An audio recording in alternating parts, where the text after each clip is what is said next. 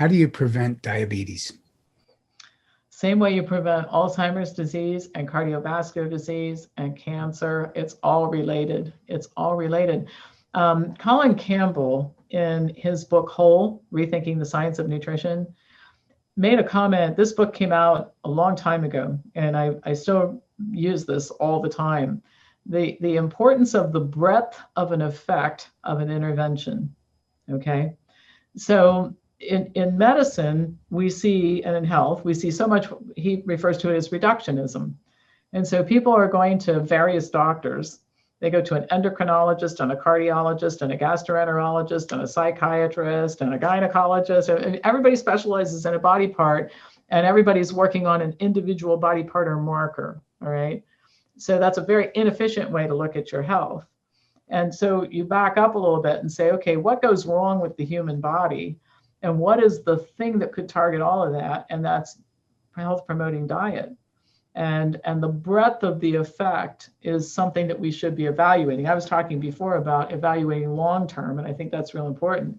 Dr. Campbell says, let's take into consideration the breadth of the effect that you're having, that it isn't just weight. You affect diabetes, prevent it or put it into remission, autoimmune disease, high cholesterol, markers for cardiovascular disease, and so on. So same thing, no matter what disease you ask me about, almost any disease you ask me about, it's going to be related to diet, exercise, hydration, that sort of thing. You have a chapter in your book called The Dietary Establishment. What does that mean to you? The dietary establishment it's a multifaceted thing. But let's just start at the government level. You've got the United States Department of Agriculture, which started as an advocacy organization for farmers. And by the way, I think it's good to have an advocacy organization for farmers because I don't know about you, but I'm pretty attached to eating. Farmers provide us with food. And I think a little known fact, because we're also critical of the USDA, it was formed under Abraham Lincoln's administration. And one of the biggest reasons for forming the USDA was that what farmers were doing, because they didn't know better, is that they would overuse the land and move west. Okay, so you didn't have to be real smart to figure out that sooner or later you end up at the Pacific Ocean and then we're out of food, right? So the USDA actually did some really good things in terms of teaching farmers, developing strategies to preserve land and that sort of thing. So there was a good reason for this organization to exist, or this agency to exist. What happened, though, is someplace along the line, they decided that they were going to also issue dietary guidelines for Americans. And this conflict of interest, which is institutional and unresolvable, has created a lot of our problems. You've got a group that helps farmers that is also telling people what to eat. And if they were to actually tell people the right thing about what to eat, it would be against the interest of the farmers that they're trying to help. So we need to separate that out. So that's part of the dietary establishment. Then you've got the Academy of Nutrition and Dietetics, which trains dietitians. And it's an archaic form of training. It goes back to it really came out of the home ec departments, which was more about how to prepare food than it was health promoting diets. And so, I've seen this huge, in the Academy of Nutrition and Dietetics, this huge gap. You've got the biggest majority of them that are still promoting these inaccurate dietary guidelines for Americans, okay? They are still beholden to big food, which is part of their sponsorship. And then you have a minority of these dietitians, like the ones we work with here, who have decided, much like good doctors have decided, the medical establishment does not recommend what I know to be right, who are practicing entirely differently.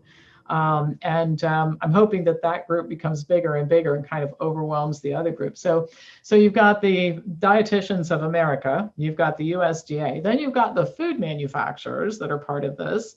And they have a vested interest in influencing the academy and all the disease groups and the medical profession and the Dietary Guidelines Committee. A lot of food processors testify in front of the Dietary Guidelines Committee.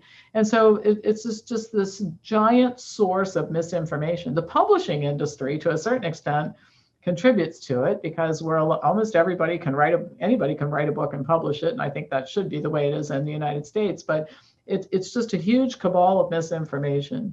And so you have a majority of people promoting wrong ideas about diet and health, and a minority of people who are saying, wait a minute, no, back up here, and let's go back to taking a look at the long term and what really leads to long-term health.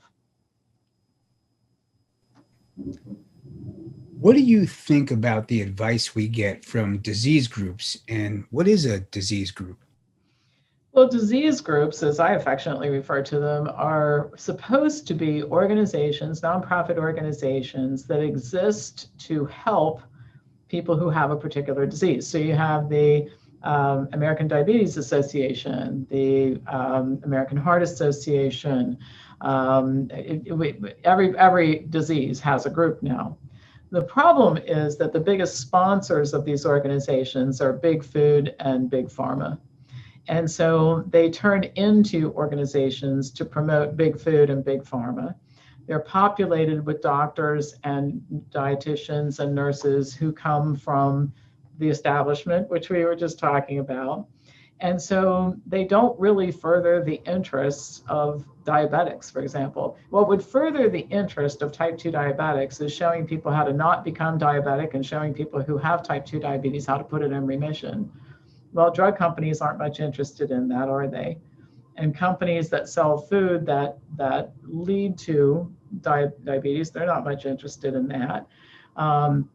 And so they're rife with conflicts of interest. And stories have been written about this in mainstream publications until everything started being censored. But mainstream publications have been saying this for a long, long time, that huge amounts of money from big pharma and big food pour into these organizations, and then they essentially promote what those people want. So the organizations need to be redone if they're going to continue to exist, in my opinion, so that they can actually be independent. And one of the things that they could do is offer a fee for service type thing. I've testified about this in front of committees. What a unique way to do things. Keep yourself out of the conflicts of interest by offering services people will pay for. It's what we've done here. We don't take any sponsorship money here. We just ask people to pay for services. I'm not beholden to anybody. That works in the nonprofit sector too.